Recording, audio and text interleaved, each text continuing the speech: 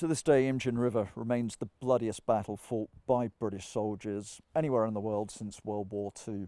Over 1,000 frontline casualties, the loss of a battalion, the Gloucesters. So what was the import of the stand of the Gloucesters and 29th Brigade? Well, due to the basic logistics, the Chinese could only sustain an offensive for a week, meaning that sudden shock impact had to achieve a decisive breakthrough, and that did not happen. Here, Chinese troops were forced to fight through a meat grinder. The Americans were not cut off, Seoul didn't fall. The Chinese after-action reports state that the reason for the failure of their biggest ever offensive was their inability to deploy effectively in the close terrain here in the Imjin Valley. That, to my mind, is a tribute to the fight put up by 29th Brigade.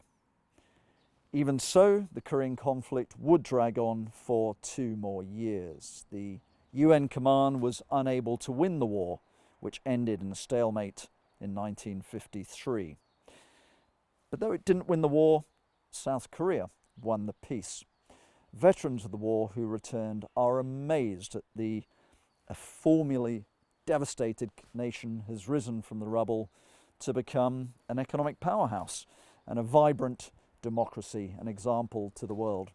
Compare and contrast South Korea to North Korea, perhaps the most tightly, rigidly controlled authoritarian state on earth. In hindsight, for the soldiers of the UN command, the Korean War was a just war. Now here, today, the location of the Gloucester's last stand at Hill 235 is appropriately memorialised. In 1957, this stonework was emplaced by the last British troops in Korea. It's the entrance to a disused gold mine. It's where the bodies of the fallen soldiers were centralised after the battle. And in 2014, the citizens of Paju donated to create the great memorial park that you've seen earlier today, with its wall of remembrance and the statues of the Gloucester soldiers on eternal patrol. Today, Paju in Korea and Gloucester in the UK are twin cities.